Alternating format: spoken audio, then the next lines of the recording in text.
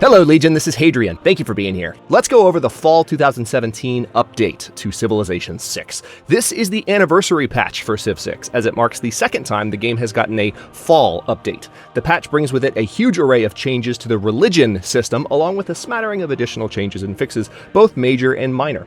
Accompanying the fall update, of course, are two brand new civilizations, Khmer and Indonesia. I'm going to be going over the highlights of the patch notes and sharing some of my initial reactions to the new civilizations. Here are some timestamps so you can jump to what you might want to see. If you want every last detail, which is to say, not just the highlights, links to the patch notes and both civilization reveals are in the description below. If you're looking for some gameplay, this video is also kicking off a religious victory series as Indonesia called Isle of God. And that's going to start after the patch overview, but if you want to watch right now, the timestamp for that is at the bottom of your screen. So, religion. Let's talk about the update first this time, then we'll talk about the new civs. This update has somewhat radically updated the religion system in Civ 6. I say somewhat radically because it's not a complete overhaul or change up from what we know, but a series of substantial tweaks have been made that will change how religion is experienced in the game.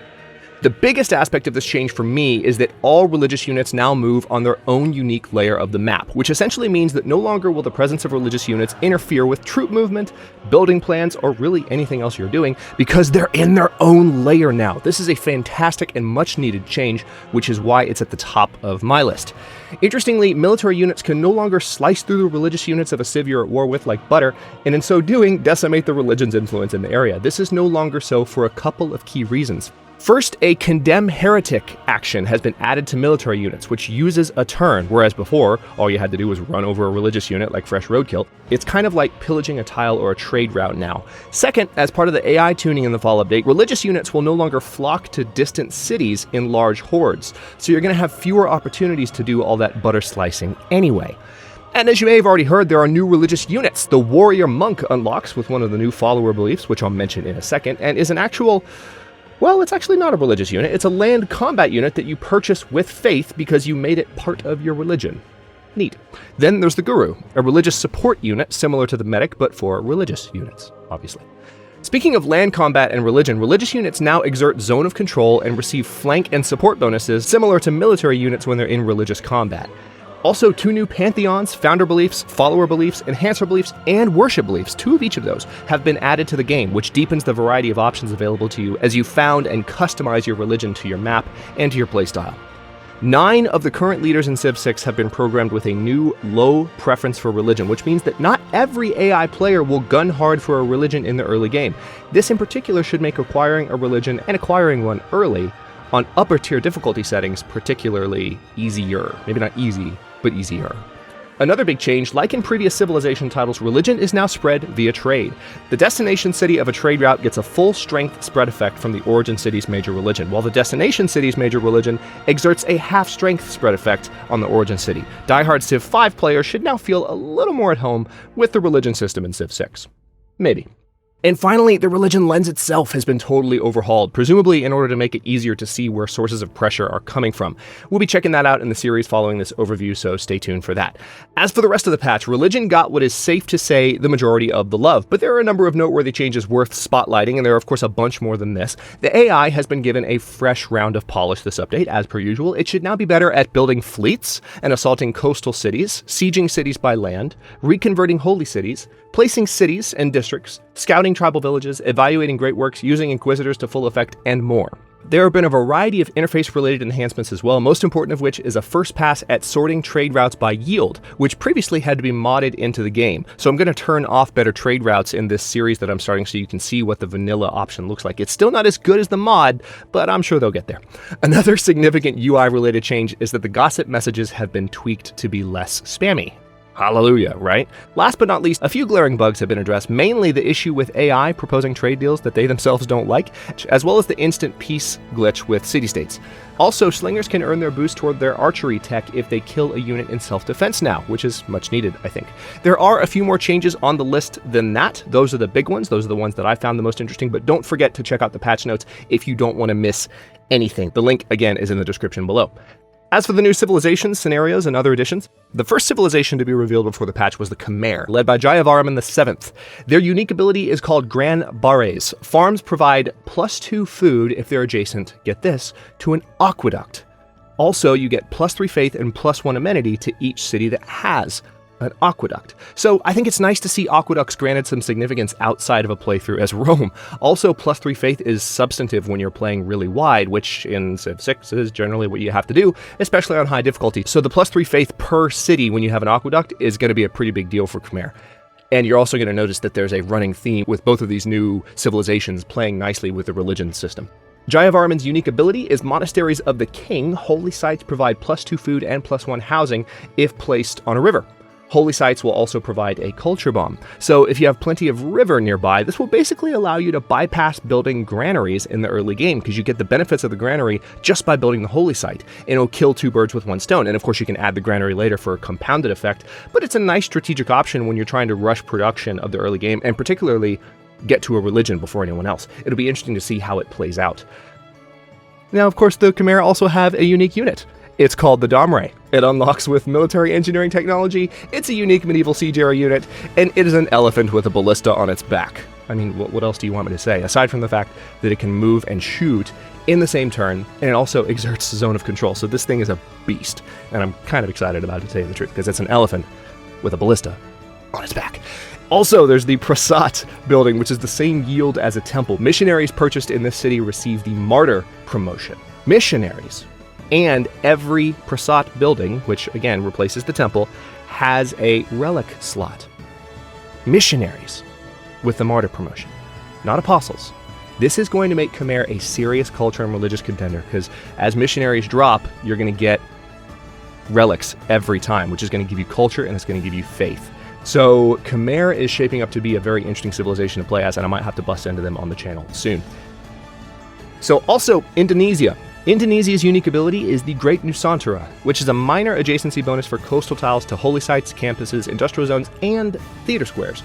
And you get a +1 amenity to each entertainment complex that's adjacent to a coastal tile. So like Japan, this is a civilization that will be able to capitalize on coastal cities in every way. I've done a bit of playtesting in preparation for the Isle of God series, and you just feel like you have more and better options for district placement as Indonesia. It's really cool. The Indonesian leader is Gitarja, and her unique ability is Exalted Goddess of the Three Worlds. Naval units can be purchased with faith.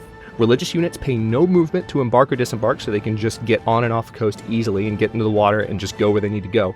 And you get +2 faith in city centers that are adjacent to the coast. It's the first part of this unique ability that's the most exciting to me, the naval units purchasable with faith. To be able to do this by default will make religion-focused Indonesia players a force to be reckoned with, particularly on certain map types. Indonesia's unique unit is called the Jong. It replaces the frigate. It unlocks with the Mercenaries Civic. It has extra movement, and all units that are in formation inherit the movement speed of the Jong. And also, when the Jong is in a formation, it gets extra combat as well. So since this unlocks with Mercenaries, this unit to me, I haven't played with it too much yet, but this sounds like a mid-game ship. Not a beginning game ship, obviously it's a mid-game ship, but it's a ship that you can use to capitalize on early naval exploration and dominance, thanks to the aforementioned faith purchasing ability. So you might start with a bunch of galleys, but then you bring out the Jongs when it's time, and you really get to tamp down on whatever gains you made during that time. And finally, the unique improvement is the Kampung, which is, surprise, surprise, placed on coastal tiles that are adjacent to a sea resource. You get +1 housing and +1 production and extra food for each adjacent fishing boat. You get more housing, production, and tourism as you advance through the game as well. This just reinforces the coastal cities everywhere mantra that seems to define Indonesia. You should be getting a strong hint of how we'll be setting up our Indonesia game in a second. Now, last but not least, a few more additions from the patch outside of the new civilizations. Angkor Wat has been added as a wonder at long last. You get +1 population in all current cities when it's built, you get extra housing in all cities, and it must be built adjacent to an aqueduct, specifically, which is a key requirement. No wonders that I know of require an aqueduct, so that's a big change. The Halong Bay Natural Wonder has been added. This is a 2-tile natural wonder that can be found on coastal terrain and provides +3 food, +1 production, and +1 culture. And extra combat strength is given to units that are defending from this tile. There is a new scenario as well. It's called Path to Nirvana, and let me just read the description verbatim. The lands around the Indian Ocean flourish with many religions and many people. Heaven has chosen you to bring the light to all these lands. Is your faith up to the challenge? Can you convince the people of Southeast Asia to follow your religion? In this 50-turn scenario, compete to have the most followers of your religion, the most faith per turn, and the most foreign cities following your religion. Sounds pretty cool. We're going to do just a standard game as Indonesia to get started, but it sounds like a pretty interesting scenario to play as if you're into the scenario content. So that's the Fall 2017 update. Let's talk about it in the comments. What are your thoughts on the religion changes? Your most and least favorite changes? Check out the patch notes so you can see anything that I didn't highlight. Did anything not get fixed or added that you thought would get fixed or added? Let me know your thoughts in the comments below. So, all that being said, let's jump into the new series, which we're calling Isle of God. We're playing as Indonesia against 5 random opponents. Here are the game settings. We're playing on King difficulty on quick speed. We've got a small island plates map set up, so this is going to be snappy. And then the abundant resources are turned on, so you can already see there's a couple of mercury near us, and maybe some other stuff nearby. We'll take a look. We've got all victory conditions turned on except score, but we are going for a religious victory in this series, which I've never done on the channel before, let alone in Civ 6 before. So it'll be a first for me playing and a first for me recording at the same time, which I don't know why I do it. It's always fun to do though. But maybe that's the reason, I guess. I'm playing with minimal mods so that you can see the current state of the vanilla game. The mods we're playing with are just the gold resources turned on, nerf barbarians, which is a new mod that I've been using. It increases the speed, or not the speed, the distance from which the distance from your cities in which, or at which barbarians can spawn, but barbarian encampments can spawn. And then it also slightly reduces the number of encampments that spawn as well. And then of course, more barbarian XP I'm using, which I always use just to give you a little bit more experience from those battles so it doesn't get capped so quickly. We're using Scout Ranger Plus, again, to make scouts a little bit more survivable, which I've always found is something that's needed desperately in Civ 6, and Scout Ranger Plus does a great job of it. And then Tomatex Historical Religions is turned on as well, but that's it. I want to see what the vanilla game is like with this new patch. So let's see what we've got here for our starting location. I can move the settler over to one of the wheat tiles and the city would automatically grow faster, but the problem, you know what, I could do that. I could do it with that coastal tile, and that might work well. Hang on, let's take a look up this direction. Yeah, let's do that. So the city is instantly growing a little bit faster. Your knowledge of sailing has increased. Majapahit has been founded. So for our first production project, why don't we go ahead and go for Scout, so we start looking around. And we are going for a religious victory. It's 4000 BC. Let's take a quick look at our continents, too. So we've started on the continent of Valbara, and it looks like Valbara is everywhere around us, maybe. Yeah, pretty much. There's only one continent. Well, you can see right now if there's any others that we knew about, we would know already. But for religion, we definitely want to go for astrology first. We're going to bum rush. Looks like not Stonehenge, but some holy sites. Let's see, keep going further up that way a little bit, see what's going on. Looks like the top of the map, so we're somewhat near the top. And of course, this being I don't see the sides, but this being a small map, the bottom of the map is not too far below us. All right, moving to turn 3. Again, the opening turns here are going to be snappy. Actually, I didn't tweak. Let's see, there's not going to be much difference now at this point because we've already built most of the scouts, so. All right. About to get our second citizen, and there's our scout. Thanks to Scout Ranger Plus, we have a promotion starting with our scout. Let's see, do I want to give him a hill movement bonus? Or it looks like there's a lot of woods nearby, so let's give him woods and rainforest first. And then, okay, so that's a dead end. Should have seen that was a dead end actually already, but I do like to see what's going on in these tiles up here. We've got some fish offshore, so that'll help us potentially with our, you'll see what I'm talking about with our Pantheon choice, that thing. Okay, so we don't quite have a new citizen yet. Let's go ahead and go for the monument. Okay, yeah. There's no change yet, but we're about to get a second citizen, so that might tweak. If I put you on growth focus, the city grows substantially faster. The monument takes just one more turn. Let's go ahead and just let that happen. I'd rather have the city grow a little bit faster than have to wait. And we're going to look down this way with the scout.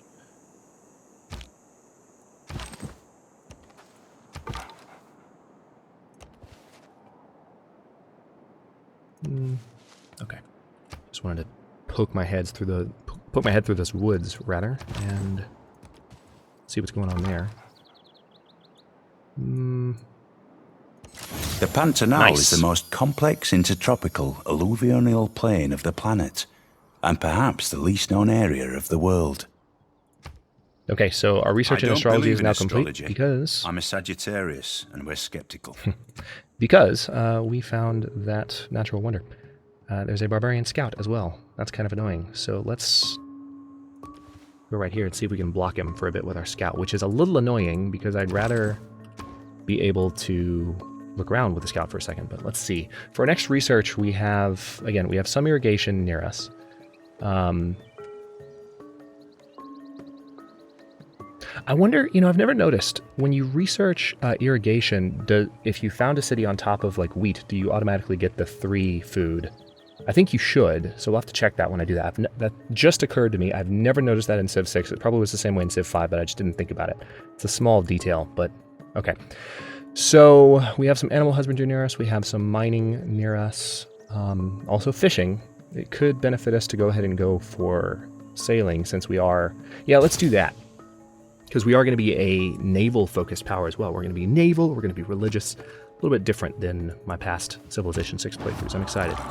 Okay, good. We've got our Pantheon already. We're actually making a good amount of faith per turn, thanks to the city being founded on the coast. Again, if you want to take a look at Guitarge's abilities, here they are. Exalted Goddess of the Three Worlds. Naval units can be purchased with faith. Religious units pay no movement to embark or disembark, plus 2 faith to city centers that are adjacent to coast or lake tiles. So pretty much all of our cities are going to be on the coast, period.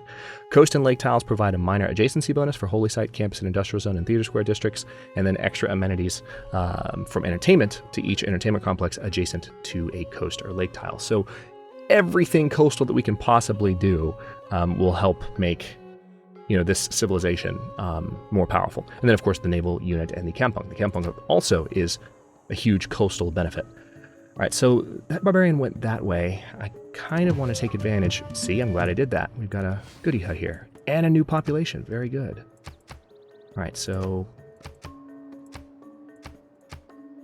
yeah, there's not a lot going on food-wise at the moment. Let's take a look at our Pantheon choices. Holy Site District, +1 faith from adjacent tundra. No, we don't have really desert or tundra near us, do we?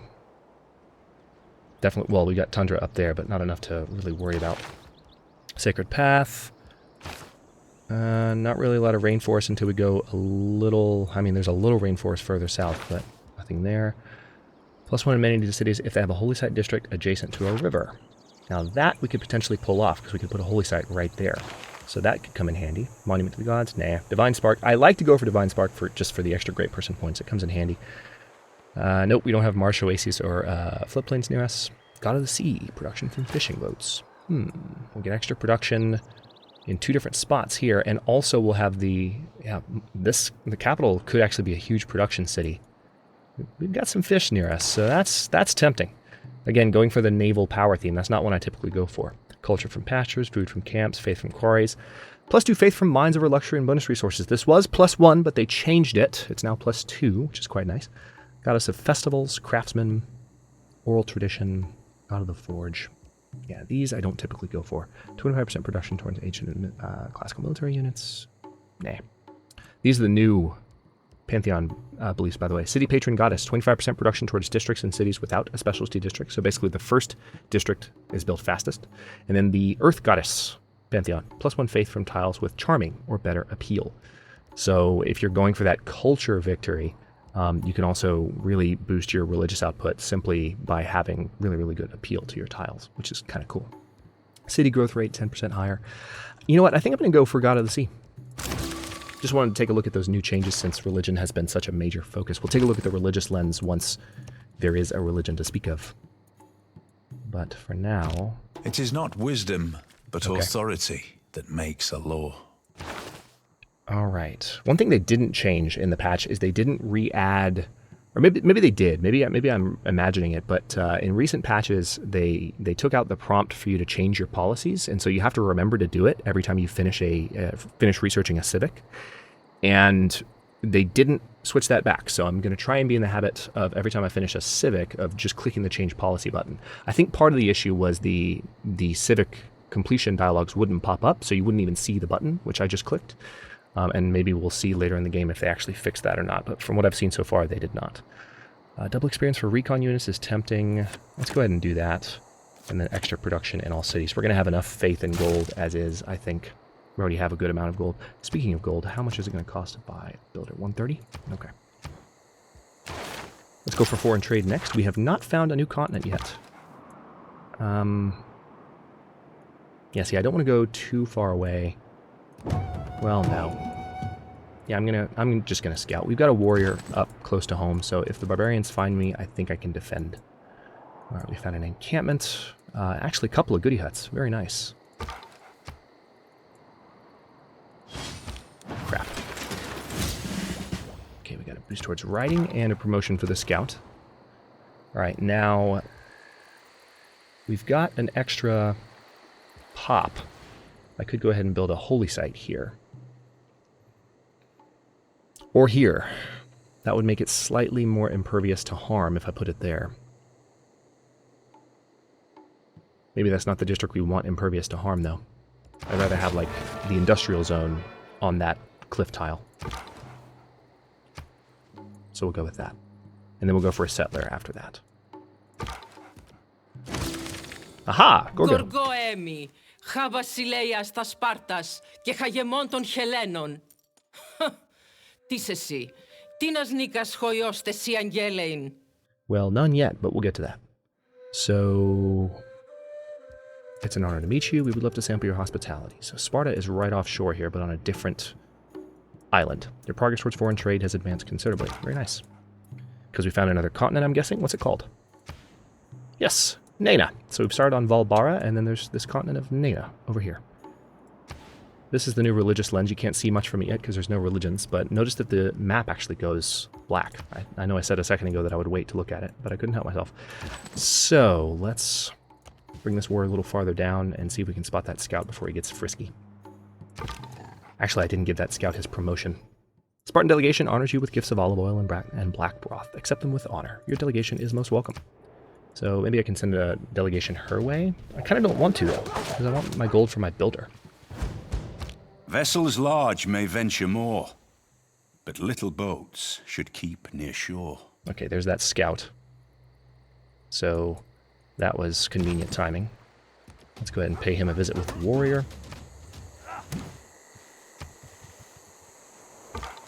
And good, we got a boost towards early empire. Let's get the outline promotion and see if we can survive with that scout. I always end up putting my foot in my mouth, it seems, when I talk about the survivability of scouts, and then they die in the early game anyway. They just get stuck so frequently. So, next up, I think mining would probably be the best idea. Let's do that. So we can go ahead and harvest all this stuff nearby. Okay, interesting. So every nation lives by exchanging. That's nice.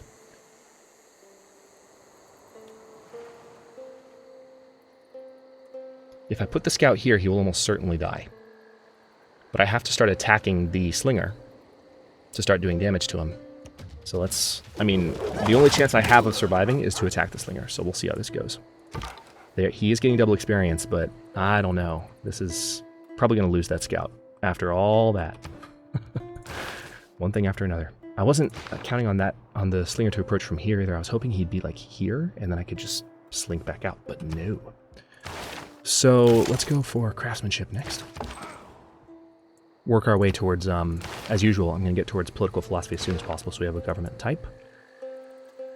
Yeah, we'll follow that scout here, because he's trying to run from me, but he ran the wrong direction. Yeah, this sucks. This scout's not going to live. Unfortunately. Well.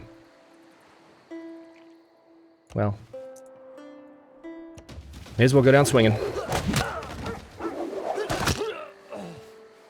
Well met, lads. Alright, we need another scout then. That really kind of sucks. We're going to have to use gold to purchase a new scout. Let's see. Yeah, let's go for the shrine. Shrine will give us additional faith per turn and help us move towards a religion. Right now we are actually in the lead towards Siddhartha Gautama. We have new scouts. Let's do the Woods and Rainforest promotion again, and we're going to explore down that direction instead. So we know we have When one you barbarian find encampment. yourself in a hole, quit digging.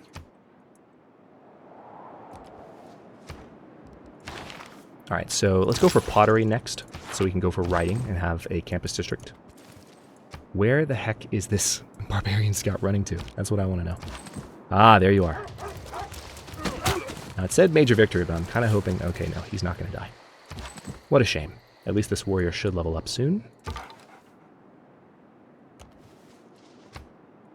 Okay, we've got some truffles down there.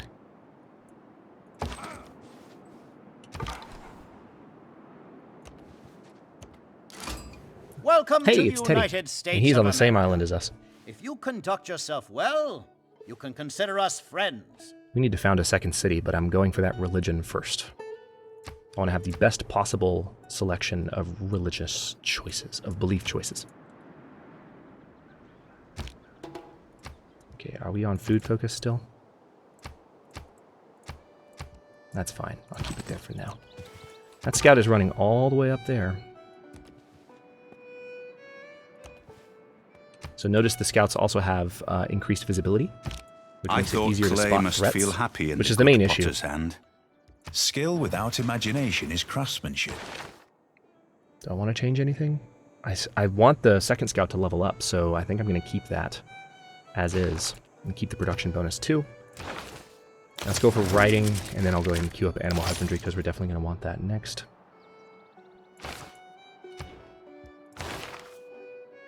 Let's go for early empire so we can lock down our borders. Again, we're going for political philosophy as soon as possible, so we need those two middle civics, state workforce and early empire. Yep, trader time. Or settler time. Interesting. Settler time, build time stays the same. Growth time is cut in half when I go in food focus. I like it. It's probably just on account of the, well actually no, it's not on account of any bonuses yet because we don't have a fishing boat set up yet. Interesting. Let's go over here just to discover the landscape a bit. That hill helped us out.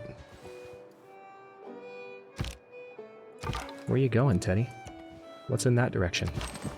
Wonder if he's met another civilization. Alright, time for this scout to finally die. At least no barbarians know where we are at the moment.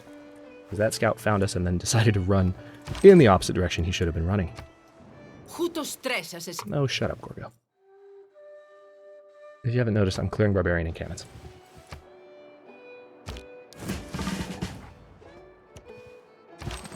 Alright, so let's give you battle cry and get you back down to Majapahit. I'm gonna mispronounce that at some point. As soon as possible. Teddy, what is up with your column of warriors? Right, we're gonna scout that direction, see what we spot. I hate that we had to buy a second scout. It's necessary. Writing means but sharing. It's part of the human condition to want to share things. Thoughts, ideas, opinions. unfortunately, it just set us back. Okay, so we met Lisbon, and we're the first to meet Lisbon. Great! So we actually have extra gold in the capital already, and our trader units are immune to being plundered on water. Oh, ho, ho, ho, ho. So we need to try and get Lisbon as our vassal. We need to be their suzerain. All right, so there's our first settler. The question is, where should we settle? I think this city would probably be best. There are horses there, though. Yeah, see, there's horses inland. Well, I could do a coastal city down here and kind of block America. That would piss off Teddy to no end. But it would make me kind of happy, to tell you the truth. The chances are he's thinking about forward settling me. So I could go to the closer spot and go ahead and have a city started. Like right here.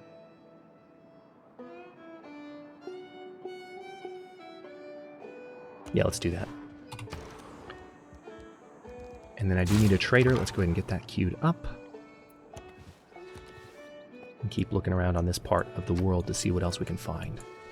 So glad we ran into Lisbon first. And we encountered them because we encountered like their air boat. conditioning So that brought came in down the handy. Roman Empire. With air conditioning, their windows were shut. They couldn't hear the barbarians coming. Okay. So now we have the ability to lock our borders and grant open borders treaties. State workforce next. Again, going straight for political philosophy before anything else. And let's pop our heads down here and see what we find. Nothing? Well, there's something, but there's clearly woods.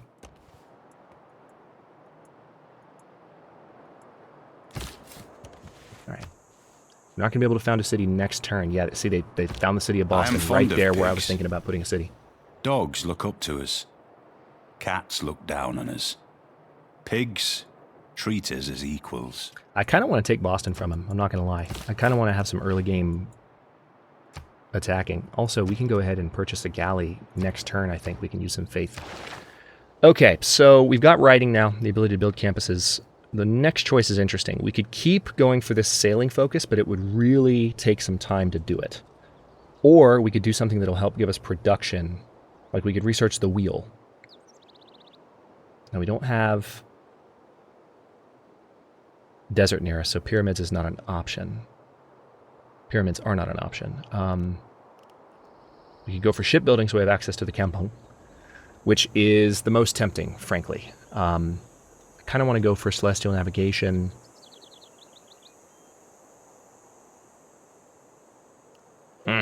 See, it's a distant technology, so notice the length of time. 19 turns, 33 turns for shipbuilding. Now, if we get 2 galleys, if we buy those with faith, it'll get a little bit better. Let's go for celestial navigation, so we can at least access the harbor district. That's another just priority of being a naval power. Just going to look around with this scout and hope I can find another natural wonder or goody hut, just something to give me experience. And hopefully not die again. I do need a builder. Yep, let's go ahead and do a builder so that we can actually have that. Now I could trade with, you know what, no, this is my city location, so I'm going to put you in Jambi and then send them back up to the capital. Meanwhile, I think I'm going to go for, because I want a religion, I'm going to go for that guy right there. How we doing on that, by the way? Your people settle too close. My people will settle where they please. I'm going to pick a fight with Teddy. Let's see, Great Prophet. Good. We are progressing pretty smoothly towards Siddhartha. Hopefully, we will get him. We'll see. Again, one of the changes they made is other AI, 9 other AI specifically, have a low religious preference, so they're not as likely. I wonder which AI it is. They'll have to, I'm sure someone's already found out on like the subreddit, but I wonder which AI it... Which AI have that ability? I'm not sure. All right, so let's begin that route. We have +1 food and +1 production for Jambi. Now, if I put you on production focus, does that help? Yes, it does. I want to get that holy site done ASAP. I'm going to stay away from barbarians. No. All right, so I'm guessing Stonehenge has been built. It is equally important which means to have a happy and engaged workforce as it is to have a profitable bottom line. That means Teddy just snagged Siddhartha, but we still are progressing pretty quickly towards Confucius. Political philosophy time. First government type. Now we need to meet 3 city-states if we want the boost. But so far it doesn't look like this has been explored down here. Maybe. We'll see.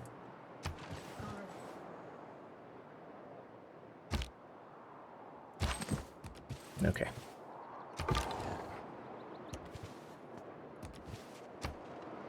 That didn't uncover nearly as much as I was hoping.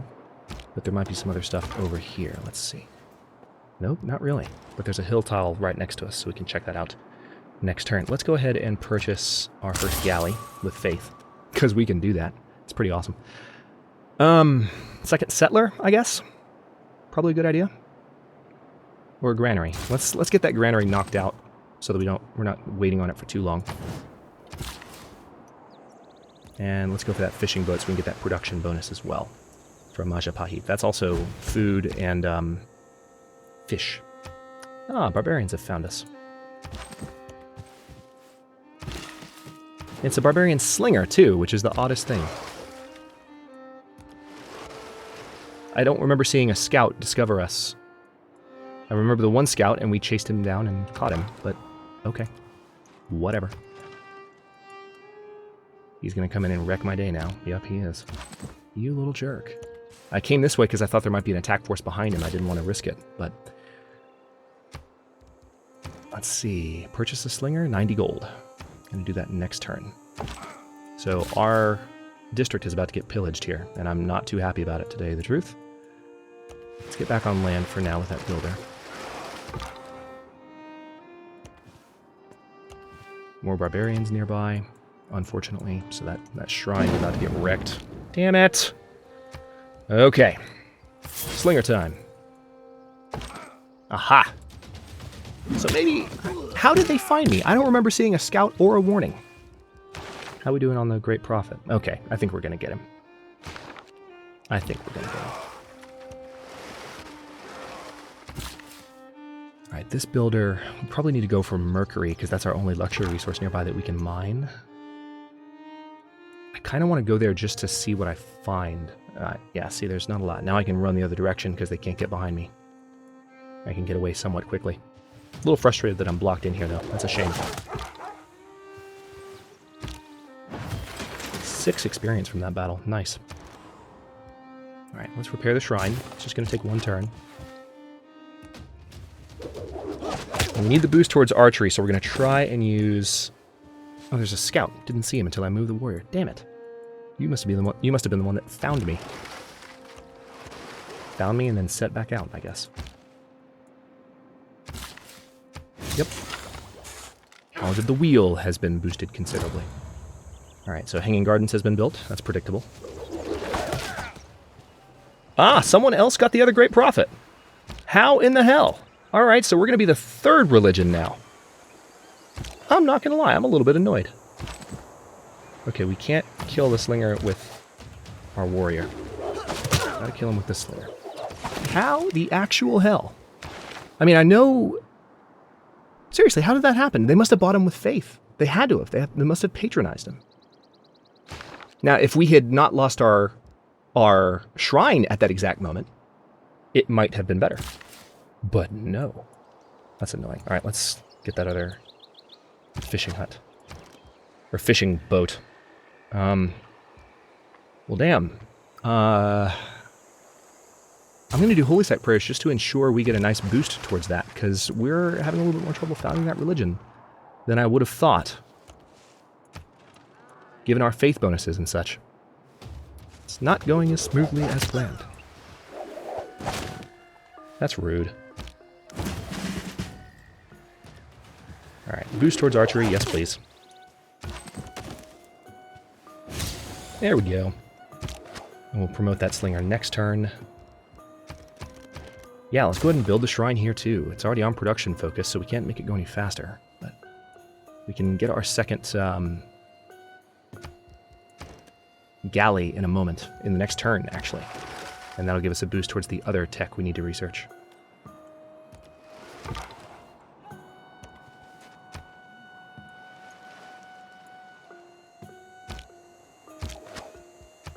Okay, give them garrison, and let's pay these guys a visit. Need to be a little bit careful here, but I think we'll be okay. Oh, let's also go ahead and purchase our... Actually, yeah, let's purchase the galley here. That should have given us a boost. We should see it in a moment. I'm going to fortify you until you're healed. There we go. Knowledge of shipbuilding has advanced considerably. Don't know why that took a second to pop up. Had to do something to make it click, but... Set your course there by we go. The stars, not by the lights of every passing ship. Interesting that notifications are popping up after actions. I'm not sure why that's happening. Okay, I'm going to go for shipbuilding so that we have access mainly to the Kampung, which is our unique improvement. Again, just look at those for a second. +1 production and +1 housing automatically, but also food for each adjacent fishing boat. Additional production, housing, and tourism as you advance through technology and citistry. So that's going to make our central city here a powerhouse like you would not believe. Okay, interesting. These guys are really pushing it. Let's... Tell you what, let's move here.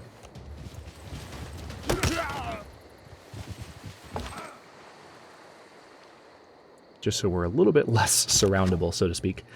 And I'm going to put this slinger... Let's move you down to Jambi. Meanwhile, let's poke our heads out with the galley here. Keep looking in this direction. What's that? An unmet player has been defeated. Most likely a city-state. Most likely. Okay, we're going to get away from that slinger because I'm a little bit nervous about losing my warrior. Now, here's the question. Campus or harbor? I kind of want to go for campus because campus is going to help with everything. Harbor's only going to help. It's still going to help with a lot, but not quite as much. Yeah, let's go ahead and throw down a campus district right there. We'll get the +2 benefit. You're still on food focus, and I think I want to keep you there. The city's doing well on food focus. And we are about at a point where I've got to stop this first episode, but I'm enjoying myself. So let's go to turn 50. 50 turns in one episode sounds good to me. Not going to worry so much about the clock. Or I should say the episode timer. I could fortify them here, and they would probably be able to handle this. Yeah, let's do that. Let's just have them fortify and chill out. Give this slinger something to shoot at as well.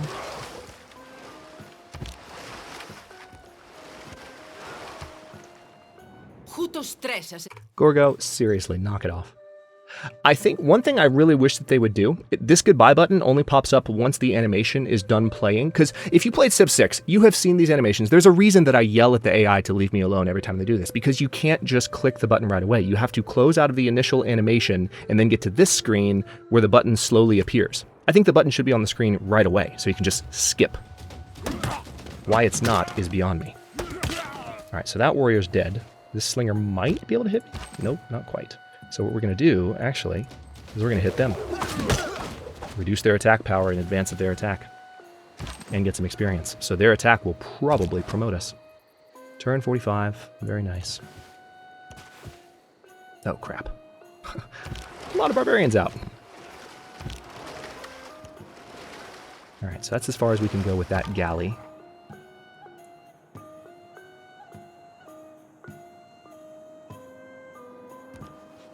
I kind of want to see if I can get back out here and look around at the tip of this peninsula. If I can manage to get around these guys, or maybe attack them. Alright, that should have promoted us. Yup, perfect. Alright. Oh no! No! No! You have got to be kidding me! Why do you have archers in 1300 BC? Oh my god! Oh, alright, well, there goes our frickin' warrior that was going to be level 2, and now we don't have a warrior at all. That's... wow. Interesting start to the series here. Yeah, we're going to back off with this slinger because I don't want to lose him either. They happen to spawn an archer right then. Wow. Alright. It is what it is. We're going to go to turn 50 as planned, even though I am now really annoyed. Ugh. So we're playing on King difficulty, as you might have noticed. I have been trying to crack Emperor for a while. Now, I've played on Immortal. I've played an Immortal series on the channel, but I'm talking about playing an Emperor series with multiple opponents, and I can do it. But I just, right now, maybe it's the fact that I was trying to play as certain civilizations, it's just not that fun. It is really, really obnoxious, like how much the game throws at you early on. So I'm enjoying King. King has been my default difficulty level for several series now, just because it's a good balance to me between... oh, good, we got a great prophet. Good balance to me between challenge and like what you're seeing in this episode, and fun and reasonableness. When you look at the bonuses the AI gets, the bonuses they get some good bonuses, but nothing too crazy. It doesn't really the bonuses are not too outlandish. Okay, for religion, I was taking a look at the history of Indonesia, and I wanted to see which religion had the longest history. And the answer to that, aside from like early pagan religions, the first organized religion, at least one from the modern day that showed up in Indonesia, was Hinduism. So we're gonna go with Vaishnavism. So there's that. And no one's gotten Jesuit education yet, really, or warrior monks. So we have a couple of new beliefs, as you can see here. This is You have choral music. Shrines and temples provide culture equal to their intrinsic faith output, which is really quite nice. Actually, is that new? I'm not sure if that's new. I know warrior monks is new. Allows spending faith to train warrior monks. Medieval land combat units with a unique promotion tree may only be purchased in a city with a temple in its holy site. Now, do we want warrior monks or do we want Jesuit education? Because we're going to have a lot of faith production. I kind of want to just be able to purchase campus and theater square districts with faith. Let's do that.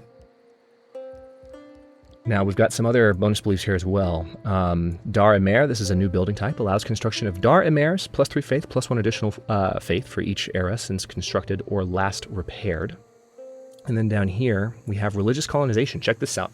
Cities start with this religion in place if founded by a player who has this as their majority religion. So basically, if your majority religion is intact, then you can automatically just get that religion in your new cities that you found right away without having to go convert them, which is really cool. And then finally, burial grounds. Check this out. Culture bomb adjacent tiles when completing a holy site. Any civilization in the game can now culture bomb with holy sites, which I like. I'm kind of tempted to go for Defender of the Faith as usual too. These are two go-tos for me just because this extra combat strength, being able to defend your cities is really cool. But I'm going to mix it up a little bit. We can go for Meeting House, which would give us extra production on top of the production bonuses we already have. We're going to be production crazy. We can go for extra gold for each city following this religion. Or we can go, again, we're going for a religious victory, so maybe something that's going to help with faith in general. Mosque, for instance, +3 faith, and then missionaries and apostles get an extra spread. I mean, all of these would be good, these special buildings. I mean, we have to have one special building, but Dar Emer seems like maybe the best. Extra faith for each era since constructed or last repaired. I kind of like that idea most. Let's do the Dar Emer. There we go. Very, very religion-focused game we're setting up here. Going to turn 48. Almost done with our Divide campus. and rule, a Nice. sound motto. Unite and lead, a better one. So now we have autocracy, oligarchy, and classical republic accessible to us. Let's go ahead. We do have Teddy near us, which means we probably are going to be fighting. Let's go ahead and go for oligarchy, because we didn't get the combat boost. We're going to need it. And then +2 influence points for earning city-state envoys. We want that for Lisbon, definitely. And then a wildcard policy slot. I guess we don't need the scout bonus anymore. We're not really using it. Extra combat strength when fighting barbarians might be useful for a moment, so we'll go ahead and plug that in. And then conscription, let's go ahead and plug that. Actually, you know what? Let's flip these. Just for aesthetic purposes. Yes. All right, so now that we have that government set up, we are getting extra experience for combat units. And because of our legacy bonus, we have extra... Oh, okay. 3 more turns in an oligarchy. So these are... We don't have legacy bonuses yet. Of course we don't. I was just reading this thinking it was already giving me legacy bonuses. But this is our first government type. We were a chieftain before, and chieftain does not give legacy bonuses. I was just being trusting and reading what was on the screen. But all right, so... Drama and poetry next for Theater Square, so we can get access to faster civics. Yeah, let's do that. Okay, it's looking like I might... maybe be able to sneak around here. Depends on where these warriors go. Tempting fate a little bit. Because I never do that on my YouTube channel. Losing 2 units in the opening episode. Give me a freaking break.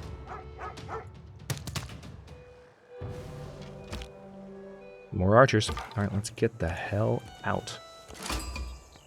Interesting, we found the Armagh city-state, which is a... religious city-state. Your builders can now make monastery improvements. Nice. That could come in handy. But right now they do have a suzerain overlord, but it's an unmet player. So someone else. Aha! Goody huts. So we might need to bring our scout back up here and have them just cross and start scouting over this direction. Might be the best idea. Now we could purchase with faith another galley, or we can purchase a missionary. The Dar Emer, is in place of the, Oh, no. You need a... For a second I thought it was in place of the temple, but no, it follows the temple in the holy site as per usual, so we need to wait before we can get that. Alright, so we're almost done with campus. Let's go to turn 50 and wrap that turn. Aha! Teddy, what are you doing, buddy? What you doing there, man? I'm not liking the looks of... Hang on, let's take a look at the settler map and see where he could possibly settle. He might be trying to get around us. Or he could be trying to go over there. But if he does that, he's definitely going to get a war on his hands. We won't be completely up the creek because we can put a city up here near these fish and near these horses and still have a really productive city. This actually would be an amazing city up here. It doesn't look like it, but it would be. And we could have a canal right there so we can get around that peninsula faster.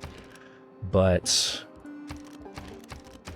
yeah, see, we can purchase this pretty soon with faith. So I'm not going to waste the production on a library. I'd rather go ahead and go for a new settler instead. Okay, we're going to hang out on this hill with the scout and have him heal. And that's that. Let's let the turn process and see what Teddy does here. Yeah, Teddy looks like he's going to try and go around. There is nothing but a plank between a sailor and eternity. All right, so now I have access to Colossus. We can build the Kampung improvement, and all of our land units can embark, so we can send our scout across to get that goody hut and other things. But for now, I will go ahead and stop this first episode here. In the next one, we are going to think about building up an attack force to hit Boston. We need to get our... we have 2 galleys, right? We have 1 galley that's over here, and then 1 down here. So we need to get them both near Boston if we're going to use them to attack. But we could take Boston from Teddy, while also putting a city here or here. I kind of want to go for a city here and kind of lock down this area of the continent before Greece gets any funny ideas. But then after that, it's just a matter of... we are going to probably conquer America, because that's just too close for comfort, and we want this territory for ourselves. But it's a matter of continuing to lock down Lisbon, and maybe establishing some trade relationships with Gorgo. We'll see. Not too much going on. It's 1000 BC. Have we discovered any other continents yet? Nope, just the 2. That's it. Thanks for watching. If you enjoyed this one, don't forget to like the video and subscribe to follow along. New episodes, as with the rest of my historical and grand strategy content, are coming out every day at noon Eastern Time. Comments are always welcome. Let me know what you think, and I'll see you next time.